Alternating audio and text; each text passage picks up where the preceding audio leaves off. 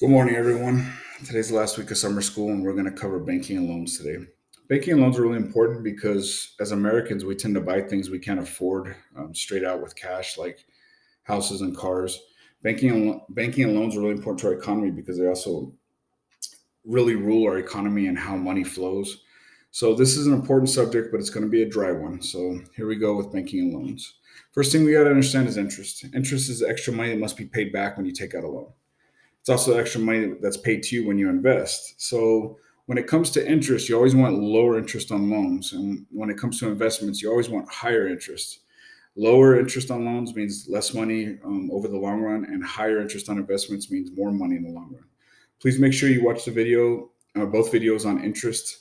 Again, they're dry, but they're very informative. They will break down what happens if you pay off a car faster versus paying off a car over the long term, how you can save yourself money by paying it off quicker and also having a lower interest rate. So, simply put, interest is extra money. It's got to be paid back when you take out a loan. What kind of interest rates are you looking at for loans? Well, if you mortgage a house, so a house loan is not called really called a house loan, it's called a mortgage. You're looking at 2 to 7%. If you're going to purchase a car, you're looking at 4 to 10%.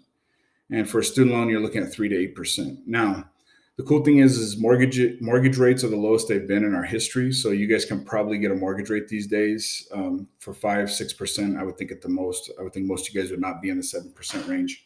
A lot of it's going to depend on your credit. For a car, I don't think you'd be in the 10% range. You guys aren't going to be on the low side since you're first time buyers, but still, I think 6 or 7% is realistic. And for your student loans, they should be pretty low because interest rates overall in the United States are low because the economy's down. So hopefully your rates will be low on all of those loans. Banks, I need you to know the difference between a couple of different banks. Online banks is the first one, and that's where you send your money to a bank that's not housed where you live. It's somewhere else in the United States. You send them your money via a check, a bank wire, a direct deposit, if you want to set it up through them. Usually online banks are good because the ATMs are widespread and they're usually free. Please check all this out before you sign up for anything. Don't take my word for it because I don't online bank.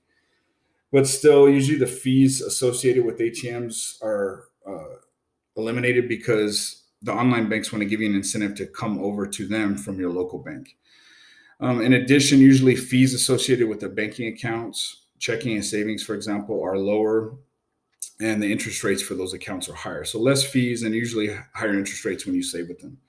Ground banks are your local banks where you can walk in person. They are on ground next to you. You can send them your money via direct deposit, but you usually set up an in-person transaction. You walk into the bank and you deposit money, for example. The upside of the ground banks is that you know where the bank is, and you feel a little bit more comfortable being able to walk in there and talk to people. The upside of the online bank is, again, it's usually a little bit cheaper. So with ground banks, you're usually limited to a network of ATMs. And if you go to other ATMs, they're going to charge you fees. So if you have Bank of America, you got to go to Bank of America ATMs. If you go to Wells Fargo ATM, both Wells Fargo and Bank of America usually charge you. In addition, ground banks usually have that means punishing punitive fees. And those fees are usually pretty high when you compare them to online banks. So I don't know what the best way to go is, online versus ground. I've thought about going online, but I haven't done it yet. So maybe one day I will. Okay, so what's the difference between a checking and a savings account? Well, your checking account can be used to pay bills and withdraw money, and your debit account or your debit card is linked to your checking account. Usually with your savings, it's just a savings account. I'm sure you could pay bills out of your savings account. I've never tried it myself, but usually you save your checking account for that. And then, the big thing too with the checking account is you can write a check, though that's really kind of going the way of the dinosaur. I haven't written a check in forever, and I don't know if you guys will, but you have that option available to you if you still like checks. Your interest rates for a savings account are usually 0.25%, and for a checking account, they're 0.5%, which is really, really low. Again, look for the online banks, and usually their rates are more like 1% if you save with them, or 2%. So should you have a checking account? I don't know. A lot of people have accounts, but I know a lot of people that go straight cash. If you don't have a checking account, you're going to have a hard time getting loans, and you're going to have a hard time, especially getting a mortgage later in life. They typically want to see your 1 year worth of statements for your checking account and see how much money you have saved up. When you buy a house, they go all through your financial statements and everything. So it might be tough if you go straight cash to buy a house and do some of those things. But I know there's a lot of Americans that do it, but typically most of us set up a checking and a savings account, set up our direct deposit, if you have a job, to it, and then you pay your bills out of it. And that's kind of how you handle your business. But it's up to you. Absolutely. What kind of fees are you looking at for ground banks? If you overdraft your account, that means pull money out of your account that you don't have. They're going to charge you at least $30 every time you do it. So let's say you're down to $1.50 in your account, and you buy a cup of coffee for $1.70. You've just overdrafted your account by a negative 20 cents. The bank's going to allow that transaction to go through on your debit card, but they're going to charge you $30, $40. Banks love overdraft fees. They make tons of money on them. And most Americans have been stung by them once or twice, including me. The coffee example was actually mine. So a $2 cup of coffee actually cost me $32. So be very careful about fees and banks, and be very careful about your money. So banks love to take advantage of people that aren't great with their money.